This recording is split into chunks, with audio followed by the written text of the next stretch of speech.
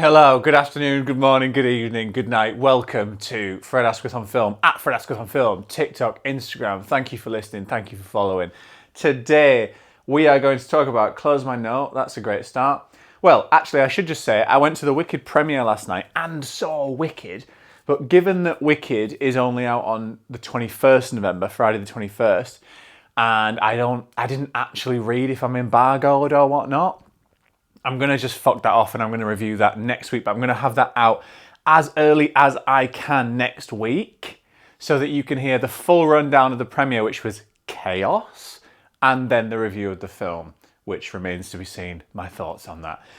And today we're going to be discussing my trip to the Traitors castle where I simulated the Traitors game with TikTok. We're also going to be talking about Squid Game The Challenge, the new trailer for the Michael Jackson movie. We're going to have a chat about Christmas movies that are transitional, i.e. Christmas movies you can watch before Christmas. We're also going to review the new Daniel Day-Lewis, Sean Bean movie, Anemone. And we're also going to review Predator Badlands and rank the Predator movies. Fuck me, that's a lot to do, especially when it's nearly lunchtime and I'm going to get hungry at any point. So this is going to start off with a lot of energy. I don't know about you, but just before I get completely starving, I always have this like burst of energy. I think it's my body being like, go source food, go forage, right? It like gives me this burst of adrenaline, which I've got right now. I don't know if you can tell because I'm talking really fast. But then about 30 minutes from now, I'm going to crash and I'm not going to be able to know it until I watch this back. So, because I watch it back to edit it, by the way. I don't fucking watch it back just to watch myself. I do. So, see if you can spot the point where I crash. Anyway, let's get fucking into it. So I went to the Traitors castle with TikTok. So this was sip of my juice, early sip of the juice for the sip of the juice fans. So this was an invite for TikTok. I told you that I posted loads of Traitors videos on my TikTok in order to be invited. And this is basically, along with other creators, like simulating the game of Traitors at a castle near Bristol. And it was a wonderful experience. And I have posted and put it on my stories a little bit since then, so I don't want to bore people who've seen that. But basically, the aesthetics were all on point. Like, we were invited, we were driven there in the Land Rovers, like the new Land Rovers with the blacked out windows. We were taken to this castle that TikTok had booked out the entire castle, which was obviously a hotel, obviously as in the sense we were staying there, but was like had all the grounds and all the aesthetics basically were on point. Repeating myself. They also had the round table. That was the bit I wanted to mention. They had a round table with the blackboards, and they got us around the round table, paced round and chose the Traitors. And as I closed my eyes and put my blindfold on, I just knew that they were gonna pick me as a traitor. And I think it's because I just knew in my heart, I was like, oh, they're going to pick me because they think that I would be a fun traitor. But as I was sat there waiting for them to pick me, I was like, I suddenly realized like I'm not going to be a good traitor. I'm not going to be, because I'm just too nervous. I mean, I'm not saying their instincts were wrong. I think if you'd look at this podcast and hear me mouth off, and also hear what I was saying on the day, like beforehand, I was talking a big one, like, oh, I'm going to be like a dog with a bone, I said at the breakfast. I was like, oh, I'm going to be scouting all the traitors out and all this. And they asked me if I wanted to be a traitor, and I said, oh, I'm all right either way. I'm going to play the game the same either way. I'm going to be a faithful looking for the traitors, like Joe Myler style. So I can see why they made me a traitor. Their instincts were correct. But in that moment, I thought, oh, shit, I'm going to be bad. I'm going to be bad. And then the hand touched my shoulder and I thought, fuck. I immediately felt anxious and nervous. And I immediately could sense within me the elements of my personality that do not fit with traitorship. And those elements are, I'm a mouthy person, I'm an opinionated person, but I'm extremely straight down the line in that I'm not a deceitful person. And that's not something I'm saying to be mega proud of.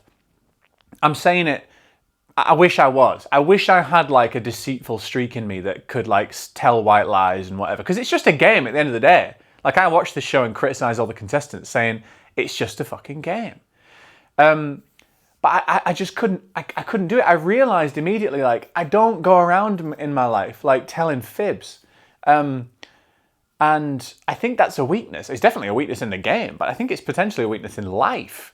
So I just found it really difficult to like double bluff and cover over the fact that I knew certain information the group were being told and that I knew who the traitor was at the round table, and I had to make up theories that obviously I knew weren't true. So I have a newfound respect for contestants of the Traitors because I completely fucking fucked it, basically. I didn't get found out of my own volition. My fellow traitor made a mistake that got us both revealed. To be fair, I was going under the radar until my fellow traitor made a mistake. But would I have won the show in spite of that? No. I was going to get found out pretty soon after that. I would have survived another round table, but I think I was going to get found out the one after that. So I have newfound respect, like I say, for the contestants of the show. The faithfuls do have it easier, in my opinion. I wish I was a faithful. I think I would be quite a dogged Joe Marler-esque faithful because I'd have nothing to lie about. But I especially have respect for the traitors who have to go through that kind of inner turmoil, which is now moving on to the Celebrity Traitors review. Why I have a lot of respect and understanding for Alan Carr, because even in my non-filmed, one-night-only, completely casual game of the Traitors with TikTok, I did feel this sort of like burden, this like emotional weight of like deceit. And Alan Carr would have been keeping that going in much more intense surroundings. And I can understand why he burst into tears at the end and everyone's saying it was inauthentic. I completely get it, and it was such a lovely moment. I think just touching on the Celebrity Traitors, because I know it's kind of old news now, but I just want to say, what annoyed me about that final episode was obviously what's annoyed everyone else, which is like Nick Mohammed overthinking it to an absolute ridiculous degree. Okay, Nick, you have built an alliance with Joe Marler throughout this show. He would have to be the best liar in the world in order to have duped you this much for this long, right?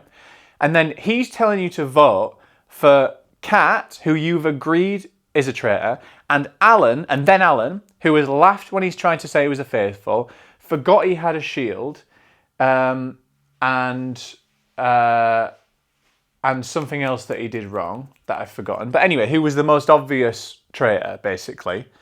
And so they go into this round table. Joe Marler votes for Kat, just as they agreed to, and then Nick Mohammed treats that as some kind of evidence of traitorship. No, Nick, you talked about voting for Kat, and he voted for Kat. He told you he was going to do that. Like, so that's not a strikeout for Joe whatsoever. So then, also, Nick didn't realise that why on earth Joe Marler was going after Jonathan from week one, in the sense that he made up the big dog theory. He made it up. And they know there hasn't been any recruitments because they know that they would be told if there'd been recruitments, right? So he made up it's got to be Stephen Fry or Jonathan Ross. And then throughout the show went on with that and then finally got Jonathan out. Jonathan's a traitor, win. So that is the only evidence you need that Joe Marler is not a traitor and we know hasn't been recruited to be a traitor. So that's just already out of the question. And then finally, even if he does vote Joe out, why on earth would Nick not suspect Alan to be a traitor when Alan votes for David in the last elimination, right? When Joe goes out, Alan voted for David in that round the fire pit, and says, I think you're a traitor and there's still one traitor left. Joe doesn't announce whether he's a traitor or not. We know he's not, but Alan's then suggesting that, okay, we got the traitor out, so then let's finish the game. But Nick should have been like, hold on, Alan, you thought David was the traitor. So you should still be like, we need to get David out. Why are you suddenly happy to end the game? It's because you're a traitor, right? And then after all that, here's the part where Nick waited for Alan to be revealed as a traitor to then go, oh, fuck, you know, that memeable moment, which was brilliant. It was already revealed way before that. And let me tell you why. Because when they were doing the whole, do you want to carry on the game or do you want to finish the game, throw in the thing into the fire, they went with Alan first every time. It went Alan, Joe, David, Nick, and then it went Alan, David, Nick, right?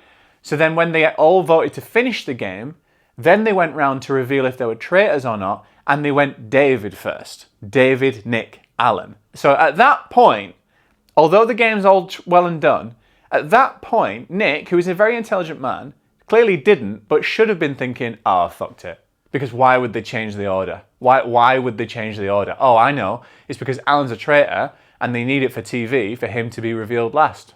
That is what it is. So David... But he didn't seem to realise... Sorry, Nick didn't seem to realise that. They seemed to all be smiling, being like, yeah, we're all faithful, yeah, we're all faithfuls. Bro, just TV production-wise, screw your fucking head on, mate. You've absolutely lost your head. Anyway, also just a point to say, celebrity game show winnings annoy me. Because not the fact that they're going to charity, that's clearly the fact that doesn't annoy me. The part that annoys me is that they all get paid to be on the show. That's fine. I'm not against people getting paid. It's reported that they all got paid 40k to be on the show, right? The winning charity pot at the end of this series was, I think it was 82k, or it might have been 87k. So and they build up that prize pot in like an artificial way. They're like doing these fucking games, which I kind of find like a bit tacky and a bit sick to be like, oh yeah, let's get these celebrities to piss around in a field, and if they do well at like tug of war, then you get $5,000 for a children's charity. It's like, well, BBC, if you've got the money, if you have got the maximum 100k, just fucking give it. I always feel like at the end of celebrity game shows where there's a prize pot for charity, I'm expecting for the show to be like, and we gave the 100k to them in the end anyway. Do you know what I mean? Like, why are you only giving 82k?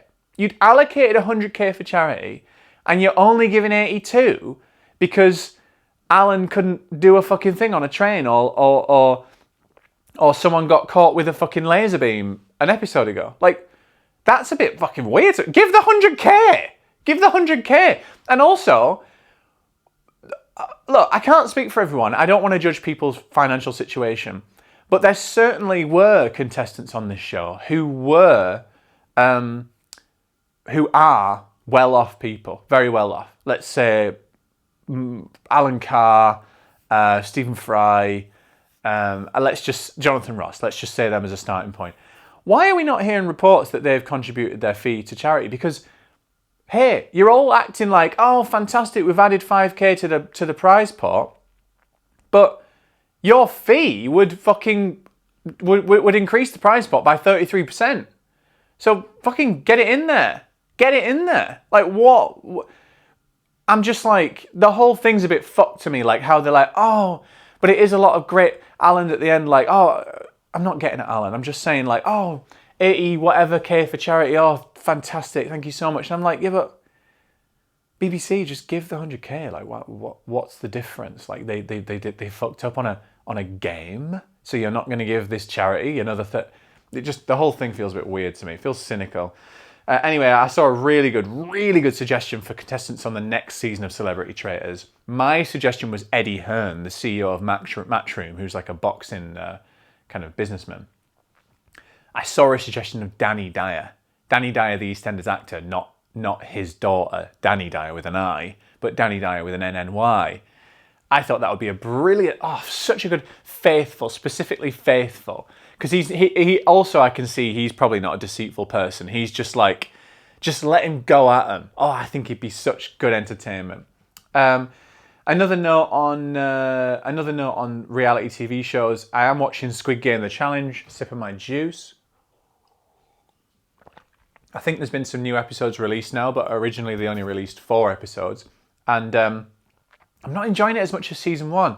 Anyone out there watch season 1? Am I imagining things? But it feels to me like, 1, it's full of more Americans. Last season felt more like half and half between Brits and Americans. And 2, it's full of more dickheads. And I'm not necessarily saying that those two things are like directly aligned, right? I'm not saying that Americans are dickheads. They seem to have cast more dickheads this time. And I imagine that would be with the idea of like, oh, that makes it fun because blah, blah. I think season 1 had a very clear dickhead in the early stages, and he was given a lot of airtime and he got voted out quite soon. in this series, there's like kind of 5 or 6 like quite clear dickheads, and it's kind of too much. Like that much personality sort of takes over the show, and it almost like takes the joy out of the show for me. Because, let me be clear, I prefer seeing nice people turn into dickheads than I do seeing dickheads being dickheads. Do you get what I mean? Like, it's more interesting to see someone betray their values in order to get the prize pot than it is to see someone just be who they are. So I think the casting's sort of fucked up there. I think that cast nice people on Squid Game. That's where the fun is. Like seeing the mum and son from last season finally pit against each other. That's the fun.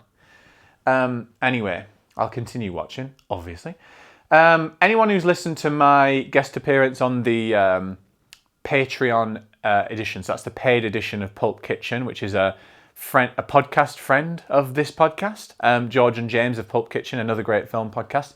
I appeared on their side episode the other day because James was away, and we talked about the new Michael Jackson trailer. Anyone who's listened to that will know what I'm about to say, but just to say, I'm going to boycott this Michael Jackson movie. I feel really strongly that it's negligent to make a movie about Michael Jackson that doesn't directly tackle the allegations. It sounds like the filmmakers did want to tackle the allegations, and that's either been cut out, or said that they're going to push that back to another movie, but they're never going to fucking do that. There is kind of a couple of scenes of legal situations in this trailer, so maybe they're touching on it. It's not enough for me. Like, for me, you can't make a movie about Michael Jackson without directly tackling both aspects, the music and the allegations, like half and half. And it looks like it's not going to be that. I don't care to see Michael Jackson given, like, worshipped and glorified and all this, because the information that we know based on contextual evidence that we all saw in the documentary that was happening in the shadows throughout what's going to be depicted in this film is too dirty and grimy for me to sit and watch that. So I'm boycotting the Michael Jackson movie. You're not going to get a review from me. Now, moving on to transitional Christmas movies. I saw a really interesting thread on Threads, which was Christmas movies that you can watch in November, so like just before Christmas. My favourite that I would have commented, but I actually didn't comment because I was too busy noting this down for the pod, was Planes, Trains and Automobiles, because that's obviously a Thanksgiving movie.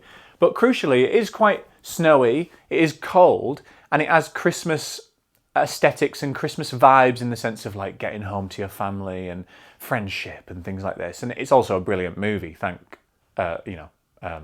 which is a bonus. But yeah, Planes, Trains and Automobiles I think is the quintessential transitional Christmas movie. There were some other good suggestions. So Little Women. Little Women is quite a snowy, cozy movie, even in spite of the fact that it does have a little bit set at Christmas. I don't think that's as good because, like, you can't just say a Christmas movie is a transitional Christmas movie because it's not all set at Christmas, but some of it is. That kind of doesn't really make sense to me. Like, I think the Christmas scenes at Little Women are quite integral to Little Women. It feels more like an actual Christmas movie, do you know what I mean? But anyway, another suggestion was Bridget Jones, which I like. And also the Harry Potter original movie franchise is another one that I like as well, because they do have scenes and elements of Christmas in them, but it's more to do with the cozy aesthetic as a whole. And even when it's not set at Christmas, it still feels like nostalgic and cozy. Cozy in a nostalgic sense rather than just aesthetically cozy. Other options that I disagree with, When Harry Met Sally, no, that's a New Year's movie. I watch that at New Year's every year. I say every year. I did it once last year and I'm going to keep doing it. But it finishes at New Year's, as we all know. It's a fucking incredible movie, makes me cry every time. It's not a pre-Christmas movie. It has the lead up to Christmas, it has a Christmas, and it has New Year. It's not the same. It's a New Year's movie. And you shouldn't take that away from it, because then we're losing one of the very few New Year's movies. There's even fewer of them. And then someone put The Holiday, which is a big fat fucking no, because that's obviously a Christmas movie and a shite one at that. Anyway, Then someone put 2 that I haven't seen. I'm ashamed to say that I've never seen Nightmare Before Christmas. And that is something that I need to watch. Now, I'm pretty sure there's a song called This Is Halloween in Nightmare Before Christmas, right? So is the movie about Halloween? Yeah, it tells the story of Jack Skellington, the king of Halloween Town who stumbles upon Christmas Town. That's perfect. So that's telling the story of the transition between Halloween and Christmas. So I'll watch that. Another one that I've never seen is While You Were Sleeping, which is a Sandra Bullock, Bill Pullman movie directed by John Turteltaub, who directed National Treasure. Fuck! Is it a rom-com? Romantic comedy about a subway ticket clerk whose life changes when she goes to the aid of a handsome commuter and is mistaken for his fiancée. While You Were Sleeping. Oh my God. This sounds fucking great. I'm going to watch it. That sounds right up my street. God, I'm excited to get that one. So I thought that was just an interesting discussion, and that's for your information. Sip of my juice. We're now going to do the reviews and then finish with Predator ranking the Predator movies. I just want to touch on Anemone with a brief review. Anemone is the new Daniel Day-Lewis comeback movie, co-starring Sean Bean and Sarah Mortimer, directed by Daniel Day-Lewis' son, Ronan Day-Lewis. The reason why I want to touch on it and not do a full review is because I really struggled to find a screening of this movie in London. This isn't any previews, it's fully released now. I've really struggled. I found one screen in all of London showing this. And so I imagine it's not showing anywhere else. They haven't done a wide release for this movie. And so I can't imagine many people are going to get the chance to see this. So there's no point me really dwelling on it. But a lot of you will see it on streaming. So when it comes out on streaming, you can remember this review, or maybe you've come back to it. I just want to say that one screen, not only was it the only screen showing the film, but I went with my mum. I posted a picture on my @FredAsquith on Film channels. I went with my mum and we had the cinema to ourselves. So it was a 30-seater screen and there was only 2 of us in there. So it's not as if like this one screen is packed out with people dying to see this movie. There wasn't even anyone in that screen. So like this is a very underseen movie. Anyway, let me give you a quick synopsis. Hidden secrets and long-buried resentments come to light when 2 estranged brothers, Daniel Day-Lewis and Sean Bean, reunite at a primitive cabin deep in the woods of northern England.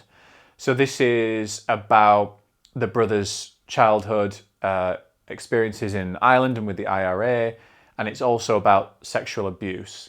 And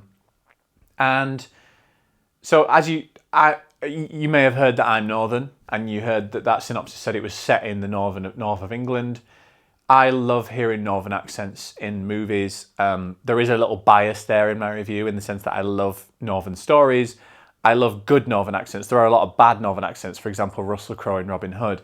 But Daniel Day-Lewis's Northern accent, famously he's not Northern, is perfect in this movie, and that was such a joy to hear. And Sean Bean is obviously Northern, and so his Northern accent was also perfect. This is a very moody. This is a mood piece. This is almost like a movie that you've slipped into a side room at the Tate Modern, and it just happens to be 2 hours long. It's very obtuse. It's very impenetrable. It's often ponderous and often laborious, but it's also often brilliant, and that is largely down to the performance of Daniel Day-Lewis. He's widely regarded as the greatest actor of our generation. I'm not going to say anything different to that. I think he absolutely is, and There'll Be Blood, Daniel Plainview, his performance in that is the best performance on film, in my opinion. He puts in this movie an Oscar-worthy performance in a movie that's not going to be seen. Me and my mum were talking about this after. What he has a skill at doing is like putting in what feel like quite offhand mannerisms or like throwaway mannerisms into a character in a way that like really texturized the character. Like he's truly reacting in the moment. So here's a really specific example. There was a moment my mum said after, "Oh, did you see the bit where he touched his ear in the pub?" And I was like, yes, This wasn't like a plot point. It wasn't anything at all to do with the scene. There was a moment where Daniel Day-Lewis just like itched his ear. I'm doing this on camera now. He just itched his ear like this. And it caught me, and I was like, oh, that's a really like naturalistic, unusual thing to do in this moment, in this kind of dramatic scene. But again, it wasn't like an affectation or a mannerism that was in response to any emotions of the scene. It was just like he was just itching his ear. And I was like, God, it's so obvious to the point where it seems like an affectation, you know. But he does it in a way that feels like you're truly watching a real person react to the fact, this sounds nuts, react to the fact that they have an itch in their ear.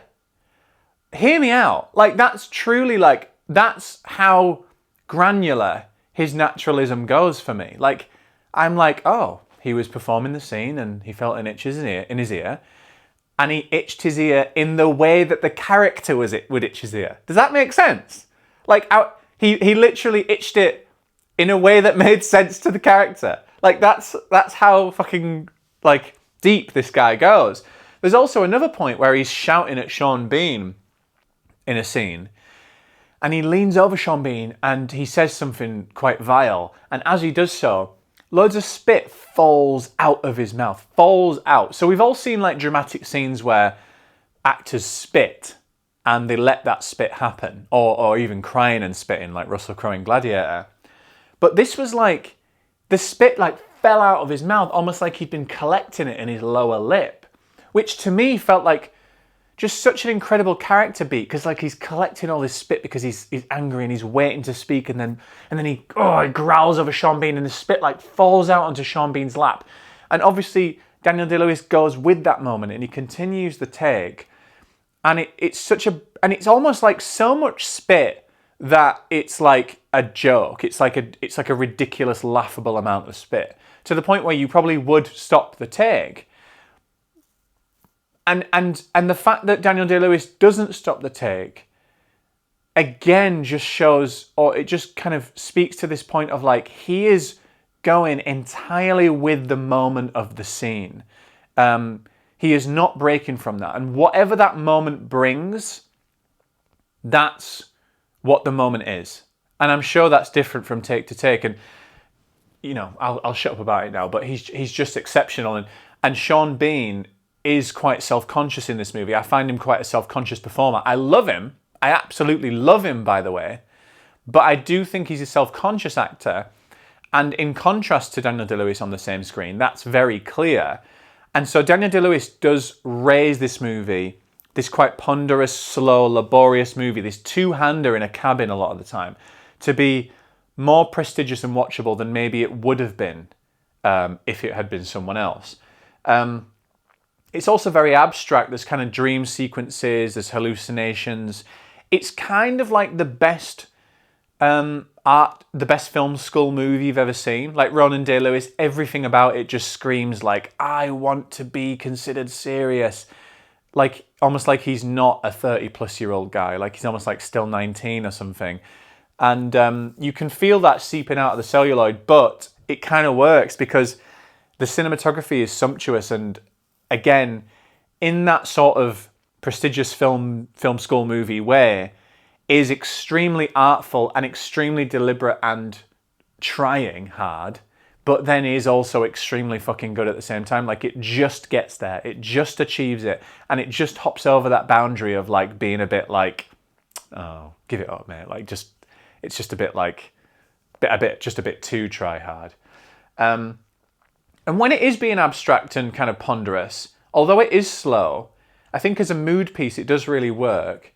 And the tangible aspects in terms of like the dialogue, especially the dialogue between Sarah Mortimer and her son, which is a separate B plot, they don't work as well. I think it works better as a sort of like montagey mood piece. But like I say, I give this 3 out of 5 on Letterboxd, and like I say, there is some bias in there in the sense that Daniel Day-Lewis is carrying the movie and I'm in awe of him. And also the accents speak to me. I love feeling like I'm watching a story of my people, you know. So there is some bias in there, and I think I can understand why the ratings for this have been a bit lower. if those two factors aren't big for you. But for me, it was the 3 out of 5 on Letterboxd. Sip of my juice, and we'll go into the Predator finish. We'll go into the finish line with Predator. So, Predator Badlands. This is the new. There's been quite a few Predator movies in recent years. We've had Predators, and I think it was 2010. We've also had The Predator, which was in, I think it was like 2018, and then we had Prey, which was in 2022, and now we've got Predator Badlands in 2025, right? So there's been a lot of Predator movies for an IP that hasn't been that successful really, but we'll come on to that in the ranking. This is directed by the same person who directed Prey, which of those ones I just mentioned is definitely the most well-received. Fucking hell, a stroke. The most well-received Predator movie since the original Predator, because it really it brought Predator back. It grounded Predator again, just in like conflict in the woods. I think a lot of other Predator movies have tried to bring it. They've gone like to another planet, or they've tried to bring it into the city or whatever. I think it doesn't really work. I think Predator is just like man versus beast in the woods, and that's what Prey did. And going in, my mate said, he asked me like, "Oh, are you well versed in Predator movies? Like, are you a kind of fan of Predator?" And I said, instinctively, I said no. But then as we went through them, I was like, turns out I am. Like, turns out I think I'm actually a decent person to review this, because I've actually like seen all of them. And like I've kind of consumed all the content. So like that's Predator, Predator 2, Predators, The Predator, Prey, and now Predator Badlands. I've seen them all. And he was like, "Oh, I've never seen a Predator movie." And so we've got actually quite a good opposing perspective on seeing this movie, which really like coloured my opinion. And also, long-time listeners will know that I worked at a cinema/theatre back in my hometown when I was growing up. And that means, for anyone who's worked in a cinema, they know that means you often have to watch the same movies 15 billion fucking times in order to watch the audience, so they're not filmed and blah, blah. One of the movie that I saw the most ever was the 2010 movie Predators with Adrian Brody in it. I saw that movie, I think it's like 9 times. Every time I say this story, the number changes because I generally don't remember, but I know it was at least like 7. And look, let's be clear, any movie over 4 within the space of like a fortnight is way too many. So I think it was like 7, or it might have been 9.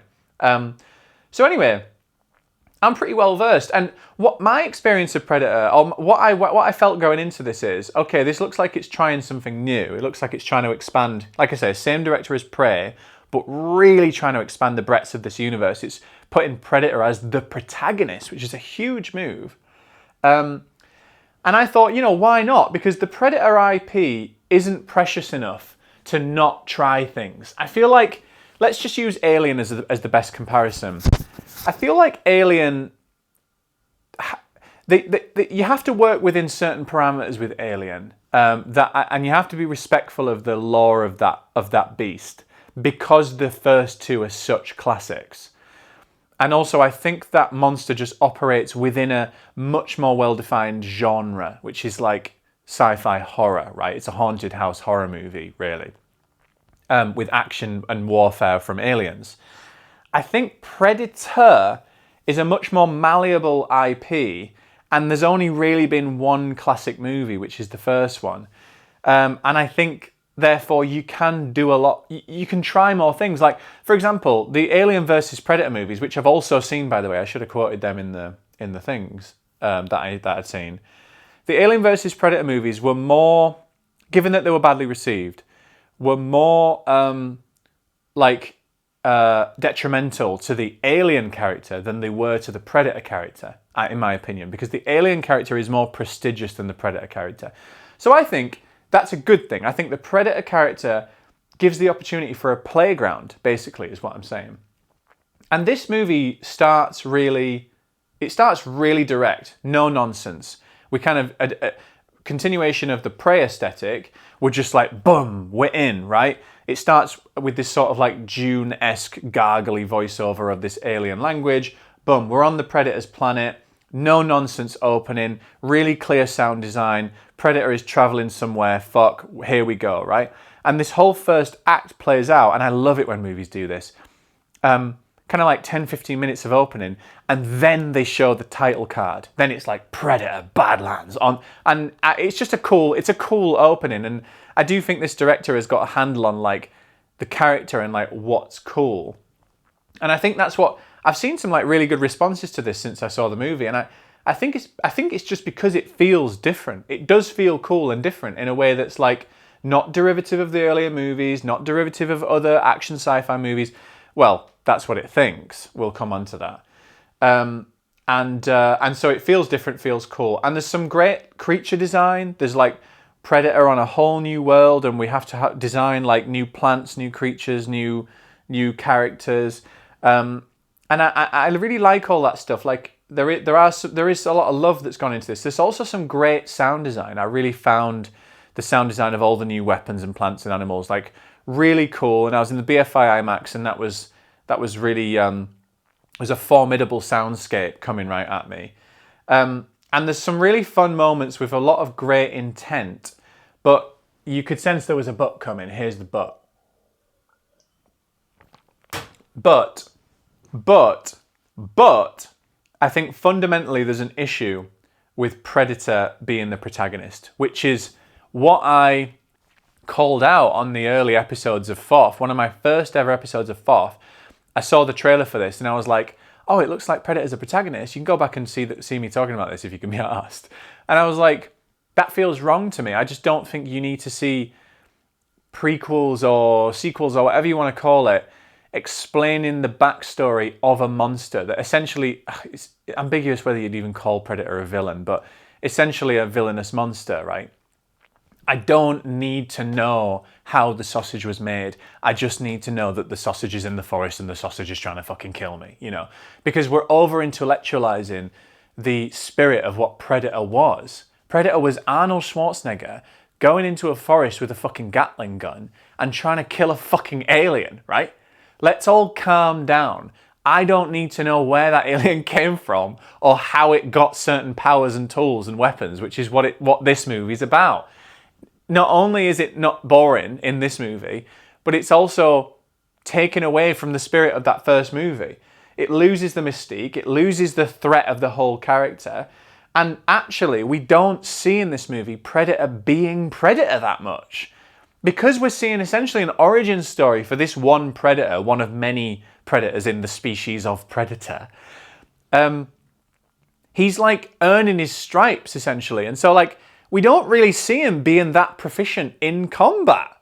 So I'm like, so it's not even Predator. Like, so now you're like telling me that this Predator that was in the forest, in the first Predator, can't say Predator anymore. After this recording, I'm never saying Predator again.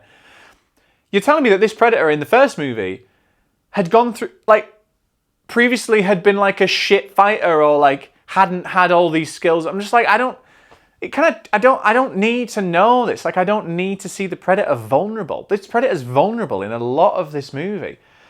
And through that, and through the story that this has, which is quite an expansive story, again, with all those well-designed creatures and on this new world, we lose that spirit of the original in the sense that we lose the grounding of the character. Man versus beast in the forest. I'm saying man in a general sense, by the way, as in man, woman versus beast in the forest. And this is absolutely not that. This is fucking all over the place. This is plastic and big and almost like for teenagers in loads of ways. And is not grounded whatsoever. There's no weight to the fights. It's CGI heavy. There's no tension. I've written here, there's no silence. Like, there's no moments of just take a breather. Like, let's just feel the tension here. And it doesn't make sense in the sense that, like, this is the same director as Prey. Someone who was finally able to recapture the spirit of that first one after 40 years and 5-6 attempts. He finally did it. And yet, he's fucked it. The same person has fucked it in this movie. So I said earlier, it doesn't feel derivative of other sci-fi movies and whatnot. That's what people are perceiving of this movie, but it actually is. This is fully derivative of Star Wars. Like, there are even some creature designs that like are really reminiscent of creatures in certain Star Wars, especially the new ones. It's like just way too... It's overwritten in terms of like the world and the sci-fi and the creatures. And there's also a moment where like Dakota Fanning's sister is in this. Is it Elle Fanning? Elle Fanning is in this as like a robot, a Wayland Corporation robot, which is a throwback to the Alien movies.